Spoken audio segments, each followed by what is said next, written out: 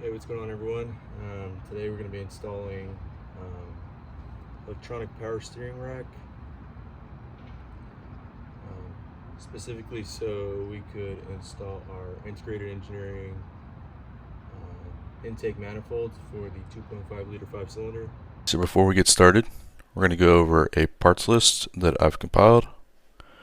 So right here, electric power steering swap parts. I got all these from a 2009 Mark V Volkswagen Jetta 2.5 liter automatic transmission. And then I swapped everything into my 2012 Mark VI Jetta 2.5 liter automatic transmission. So if you are getting the electronic power steering stuff from a, I don't know, Mark VI GLI, Mark VI GTI, just be aware that things might be a little bit different as far as the harness goes, but we're going to go over everything and give you what you need, your part number, and what I paid for it, and what you could expect to pay for it. So we're going to get started. Our alternator adjusting bracket slash mount bracket.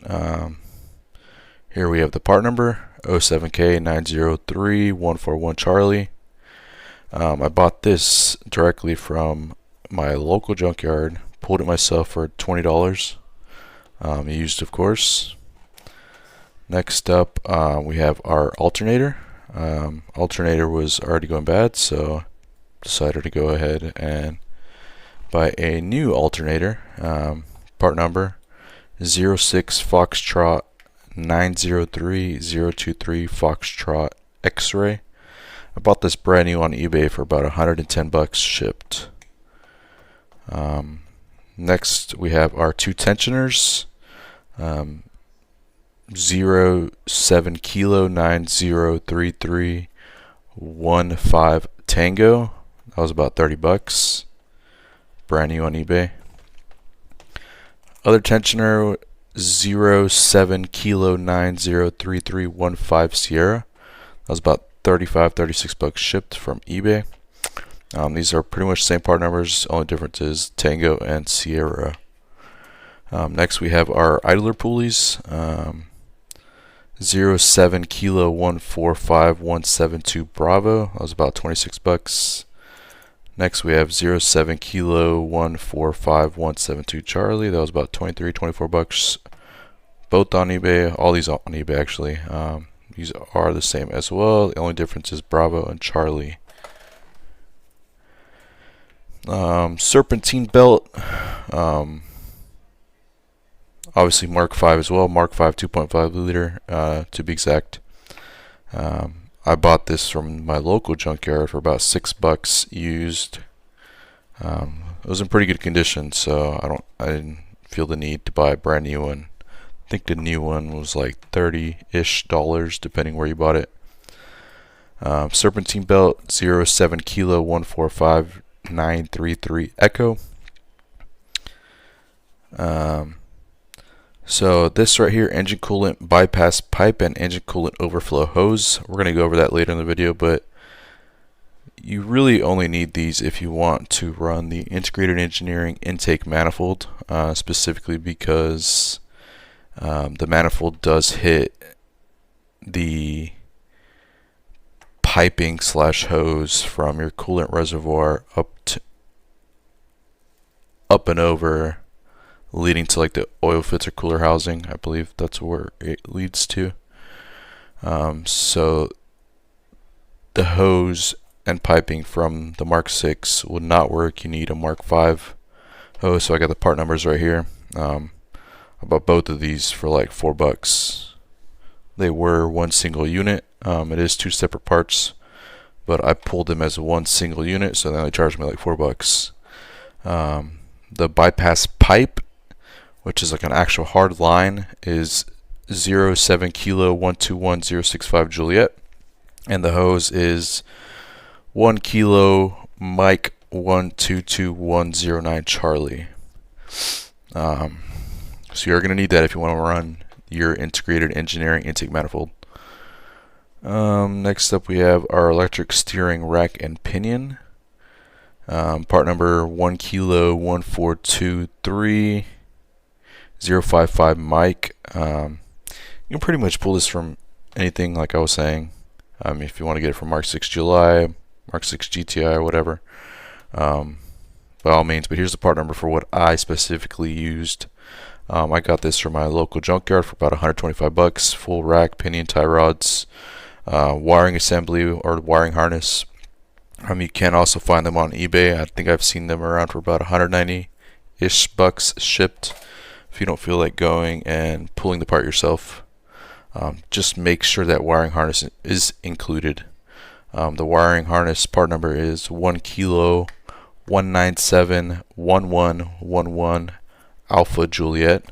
That is your multi-purpose wiring harness connector. Mine was included with the rack and pinion, so I didn't get charged for that. And then you are going to want an inline fuse holder, anything that accepts an 80 amp fuse, because you're going to want to hook this up to your red, I don't know what it's called, to be honest. It's just a red power line. That's pretty much where the rack is going to grab its power from.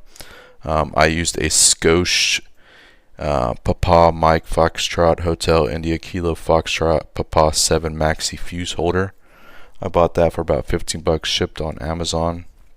Like I said, you can use any inline fuse holder that accepts an 80 amp fuse, because you're going to end up chopping that red line, so we can actually, we'll go over everything in the video. I recorded everything, so we'll go to show you. But yeah, that's that part, or that's what it's called. That's what I used. And then a fuse tap. Go to your local AutoZone, Advanced Auto Parts, O'Reilly's, whatever. I used a Busman ATC fuse tap, part number Bravo Papa Hotel Hotel Alpha Romeo Papa. Bought it for $9 at AutoZone. Make sure you get a 10 amp fuse to go with that fuse tap. All in all, it came in around about $408 for everything, not including my time. But all this just to run an integrated engineering intake manifold, I think is entirely worth it. You are also going to want the tune to go with it, so stage 2 tune. I only had to pay $80 during a sale to get an extra $100 worth of credit, or 100 credits that were going for $100, but they were on sale for $80. It was some sort of sale that IE was having. All of this could have been done for a bit cheaper if you wanted to go also grab the alternator tensioners and idler pulleys used from the junkyard. Like I said, my alternator or some sort of pulley was going out, a really bad squeak. Feel like something was failing down there, so I just bought everything brand new. On my tensioner over by the crankshaft pulley, I am running a Boost Brothers pulley with a little lip, so I kind of just swapped that over to my new tensioner. But yeah, go ahead and screenshot this, do whatever you want with it. Screenshot, boom, right there. And screenshot, boom, right there. Like I said, all the names directly from Volkswagen parts inventory. All the part numbers, prices, what you could expect to pay used or new. And yeah, let's go ahead and continue on with the video. Alrighty, step one, we're gonna get the car in the air, put it on a jack stand so we can have enough room. Alright, now that we got the car in the air, it's gonna remove our grill and bumper and wheels. Once you remove your top 4 bolts, just prise forward. That's it. At least for me.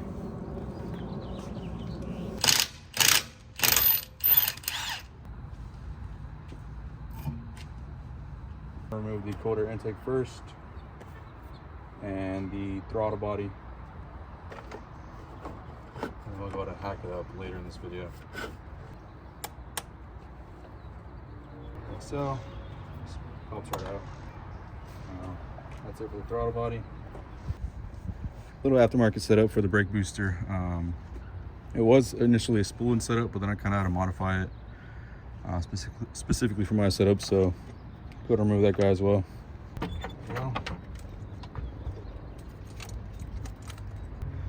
Now we have complete access. Alright, so we're gonna remove our battery, try and unbolt the majority of this hydraulic power steering stuff as we can.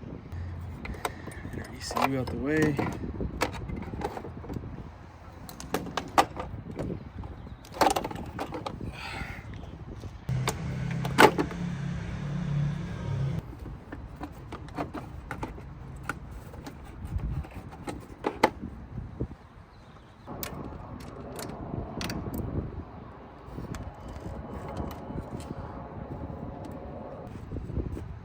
I'm just gonna remove my intake entirely.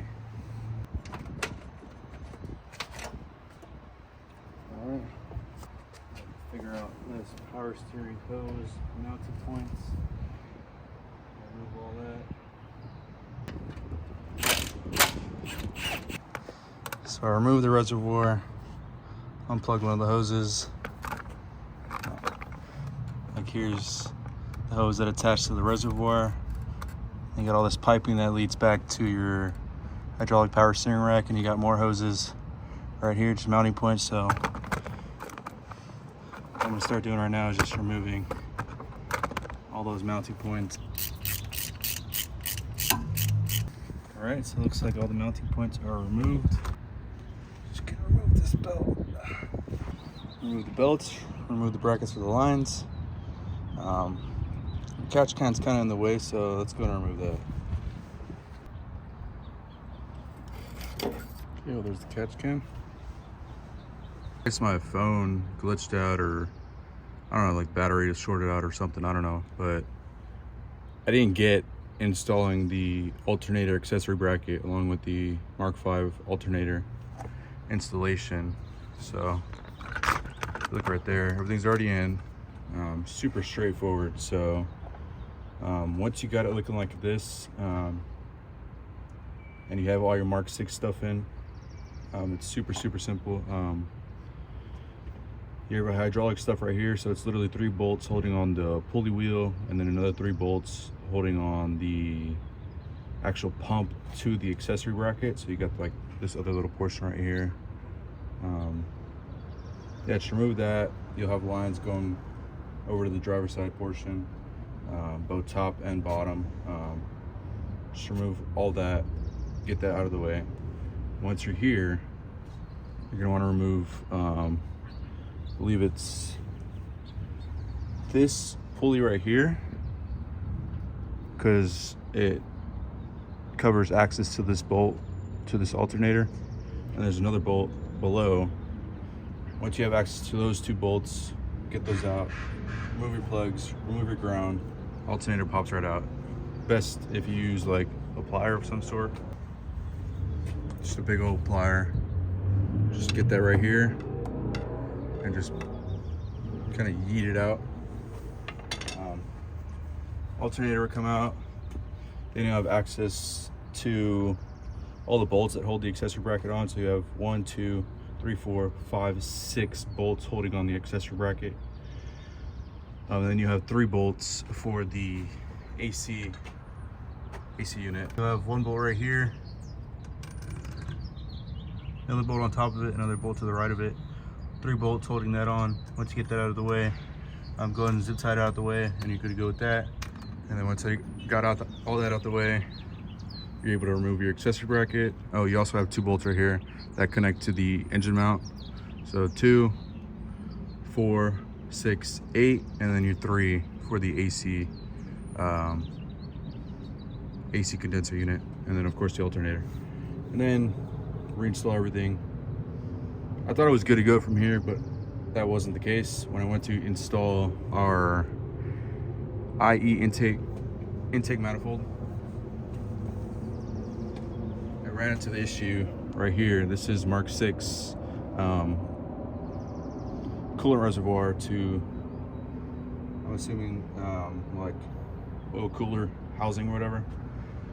This is in the way, so I started shaving some of that down, and then I started shaving some of the manifold down because it's totally in the way. It won't mount flush.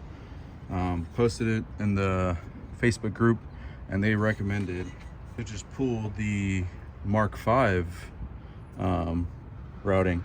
So I pulled this all from a 2009 Mark 5 2.5 liter Jetta. So if you can see, the hose would go right there. That end is a little bit longer than your Mark 6 Jetta hose, and then you got your hard line right here,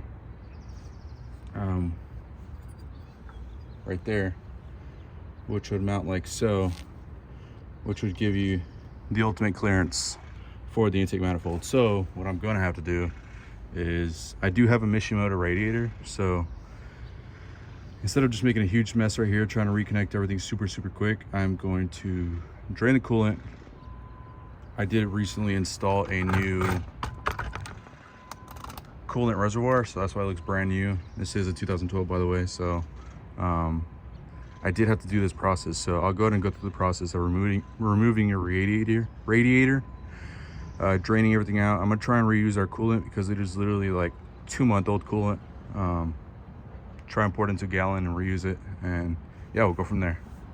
Pretty much it's just 3 T27s holding this bad boy in right here. I'll just pop right out, put this bolt to the side.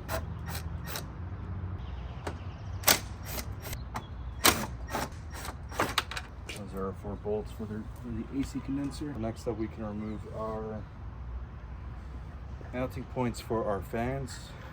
One right there, second one right down there. It's probably not gonna focus. Oh, your third right there, and then your fourth is way down there, kind of by your coolant temp sensor, which is right there. Bolt right there, bolt right there. That actually holds your radiator to your radiator support, so go ahead and remove those real quick. Your coolant temp sensor right here, I'm just gonna want to pull that out, and then there's a clip holding it in, and then there's this other one for your fan.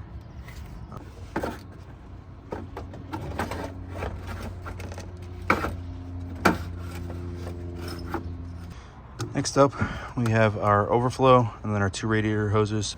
So I got 2 gallons that I just chopped the tops off of. Just make sure they're big enough for the hose to slide in once you remove them. Got some better clamps, get those out of the way.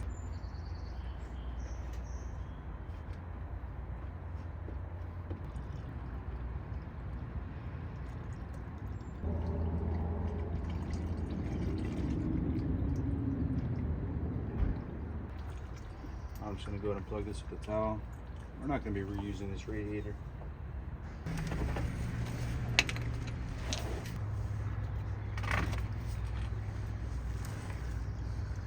Alright, now we can do our hose. First, let's go to an access clamp, remove it from the coolant reservoir.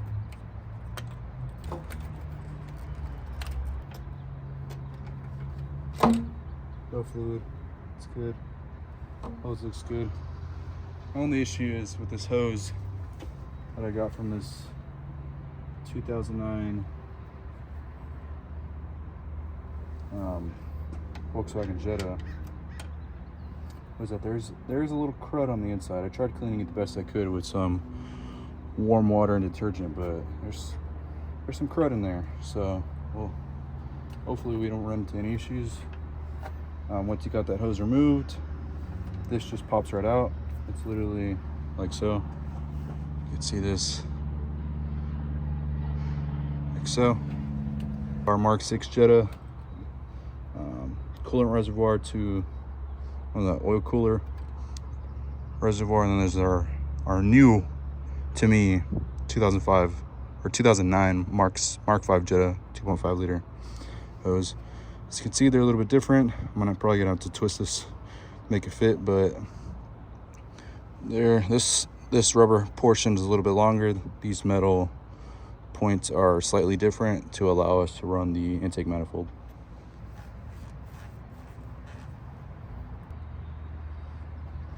Alrighty, let's go ahead and reinstall everything. Hopefully it all fits. It should. So that just mounts up. So you got this little notch right here, which you're gonna slide into this little groove. Just press in, slide, good to go. Bam, look, even this little hole right here lines up, perfect. Bada bang, bada boom. Plug our sensor back in. Test fit of the intake manifold. We are gonna have to cut this back just slightly.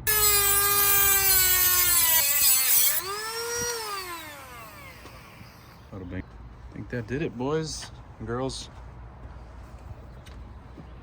All right, so while we have all of this pulled out, I went ahead and bought a Mark V R32 radiator, which a lot of people recommend specifically for, I guess, GLIs and Jettas for whatever reason. I'm assuming like the width is somewhat similar. I did put them side by side. Everything seems to line up. It's got your little feet that slide into your grooves. It's got these pegs for your plastic brackets that we're going to reuse. The only modifications that I did have to do to this were, they come up right here.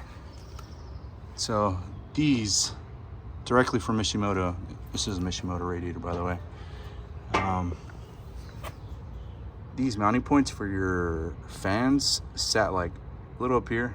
So I had my welder move them down just ever so slightly, made sure everything fit, everything was good.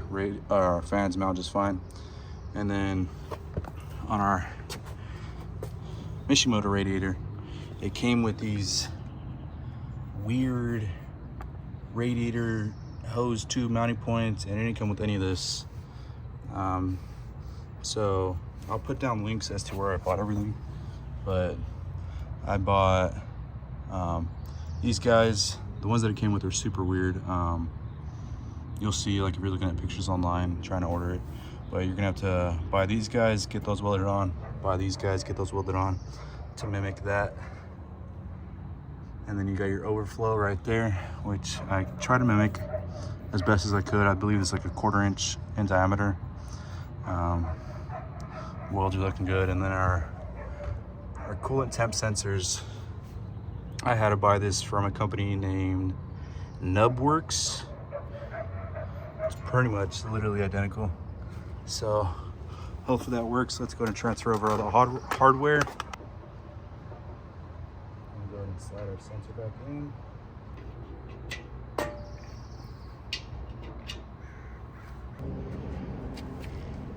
Now we're just gonna go ahead and reverse the order.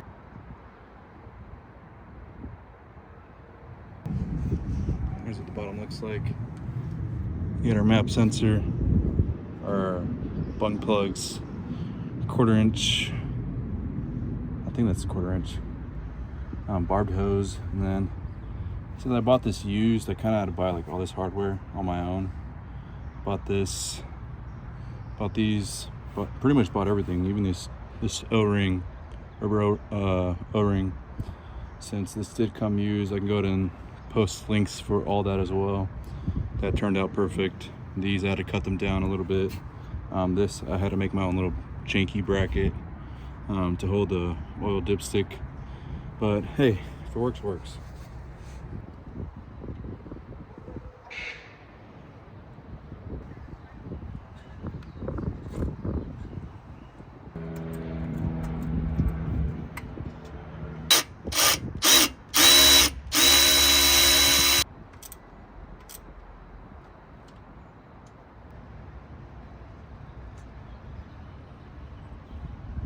I got everything buttoned up, threw some coolant in there, got my catch cam back on, throttle body back on, fuel injectors back on, tightened everything up, buttoned everything up, put the battery back in, started the car, and she ran fine. She sucked up a lot of coolant. Obviously it's a bigger radiator, it's gonna use and abuse more coolant. There.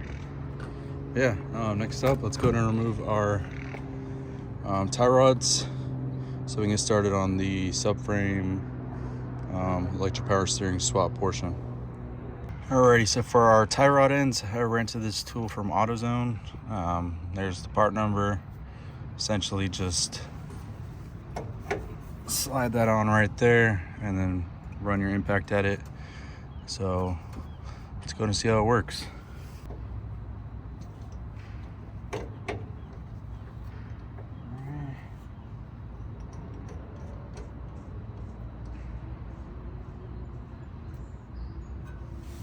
Hopefully that does it. I don't know, let's see.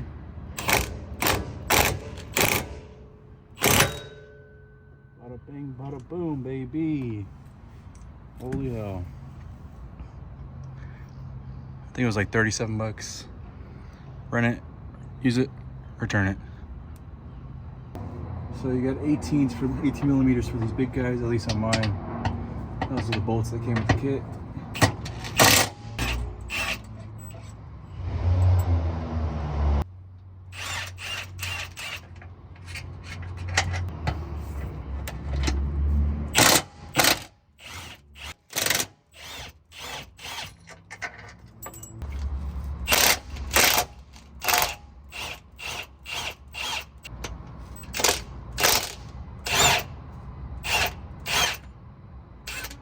Remove this little cover right here, and then they'll have access. There you have it. It's literally just that bolt right there holding in your shaft. Alright, better removed. Now that'll allow your shaft to just come right down.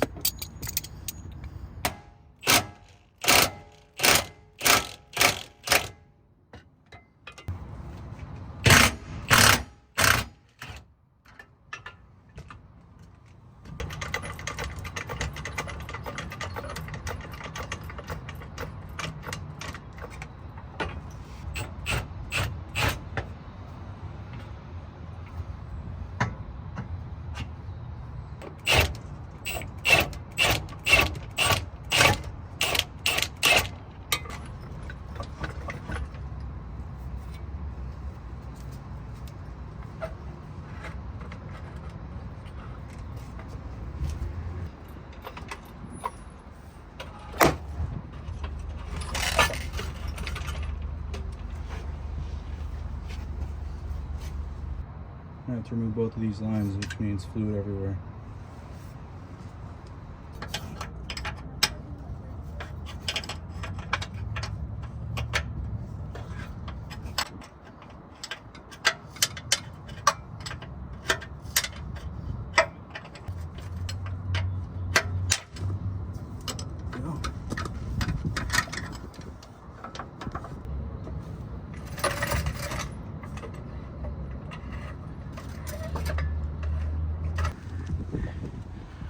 There's our subframe. So here's our power steering. These are the two lines that were over your axle, preventing it from coming off. So once you get those two removed, there, good to go. Now let's go and swap in the electric power steering unit. I'm gonna remove the power steering unit, hydraulic power steering unit from your rack. See, 16 millimeter, two right here, two right here. And like looking at it like this.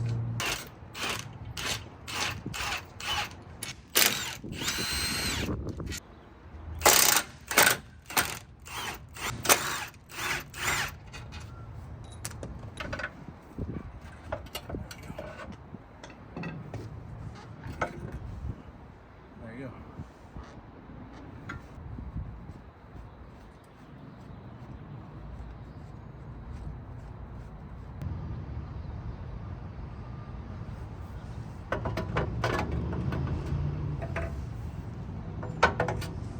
So it looks like the electric rack utilizes 3 bolts versus the hydraulic rack utilizing 4 bolts.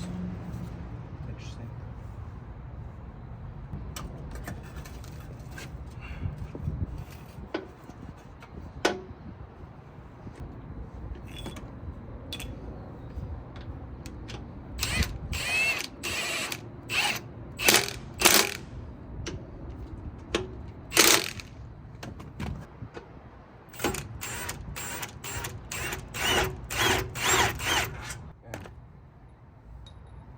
installed.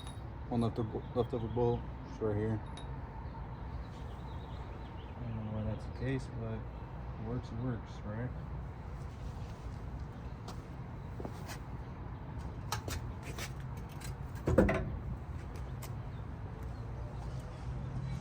Now we'll go ahead and slap her back in. Just reverse the process.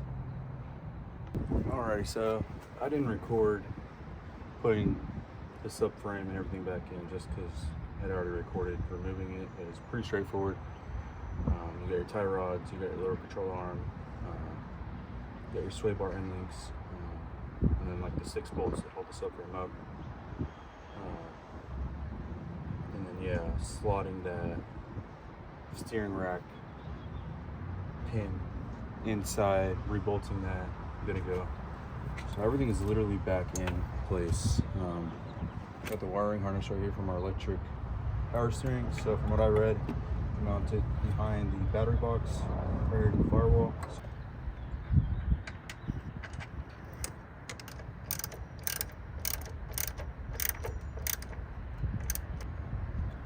This will bring, this is gonna go like this.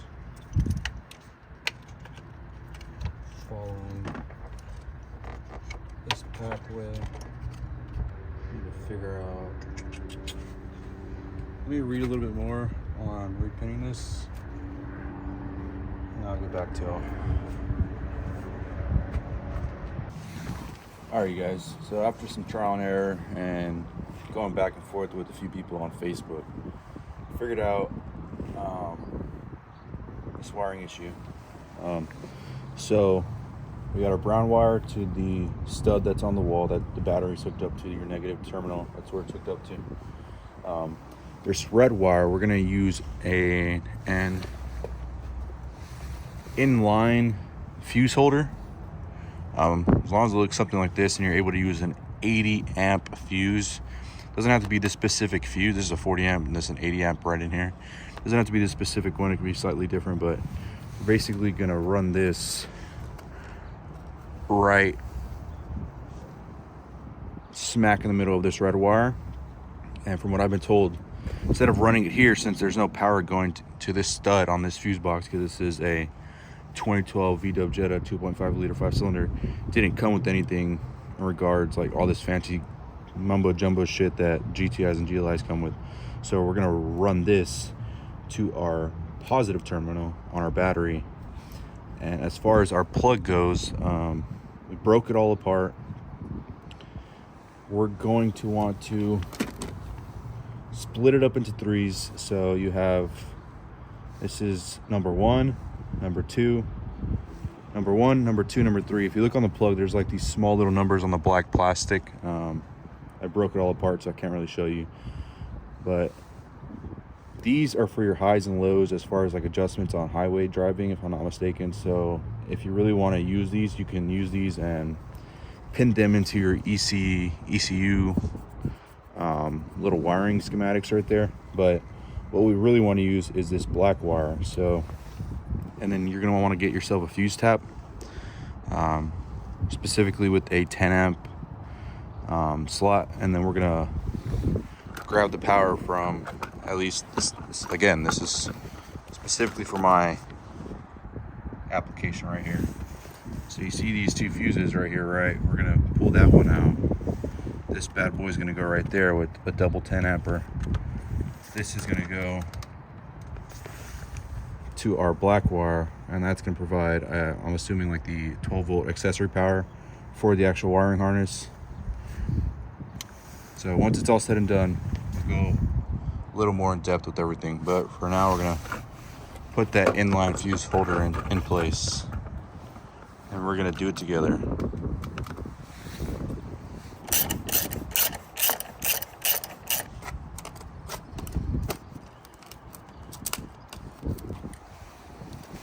So if you look right here, this bad boy pops up. That's where 80 amp fuse goes. That's gonna go like so, and that's gonna go right there. So we're gonna have to cut this red wire up. Make sure there's no power going to the battery. I don't think there's any power going to this, but you just never know. And we're gonna go right here. Like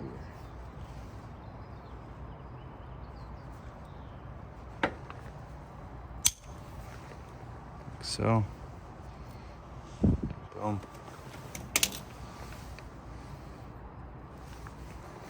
So what I'm doing to gauge to see how much I need to put back is just sticking it in, marking, cutting back just ever so slightly.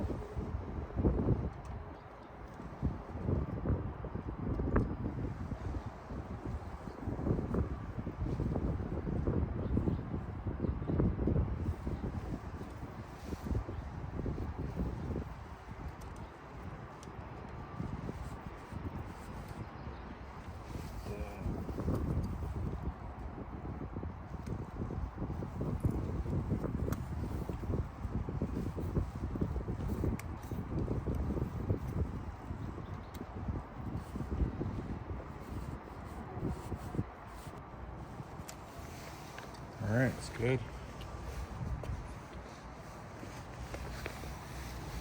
So that should look like that. You got your 80 amp fuse right there in the middle. We're gonna hook it up right to the battery. Test this out.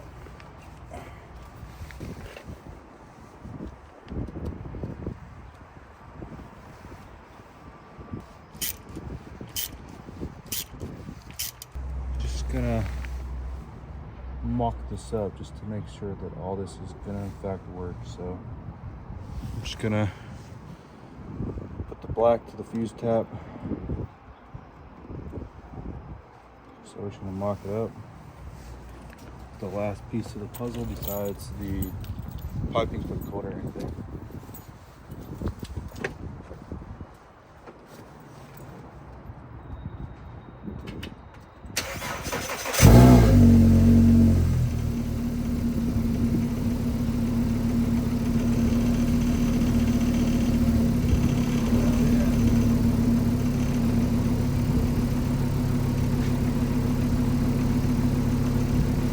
So before I did that inline fuse tap with the 80 amp, the wheel was just stuck, didn't want to turn, but now it's turning, so we're good. Now that I know that everything works, let's just go ahead and kind of take everything apart and set everything up how I would properly. This is kind of just a little mock-up.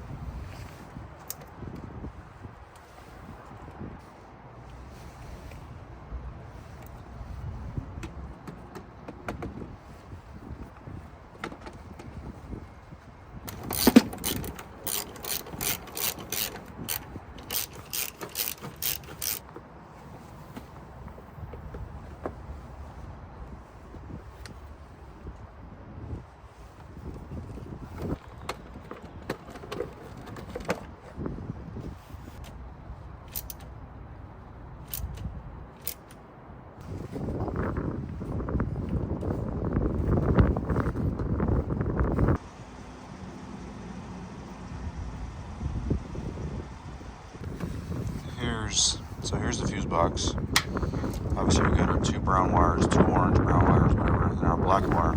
We're hooked up to our fuse tap. 210s. We're hooking it up to that one right there. I don't know what it goes to, but that's just what I was told. But I'm the guy who did this. There's not a whole lot of info on this swap out there, so if you want to go by this and yours looks exactly like this, by all means tap into that because it works. So since this is kind of right there in the middle. This is hitting, so I'm gonna cut some of this back. All right, cut it back. Just use my big old scissors.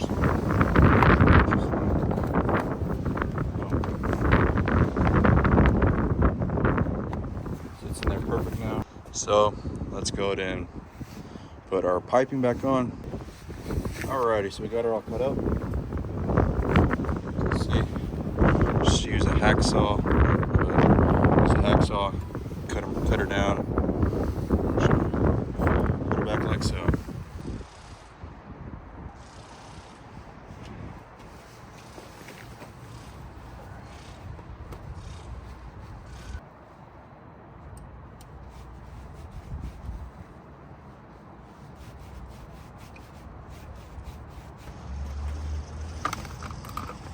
Alright, we're going to turn her on, turn the wheels on, give her a rip, and should be good to go.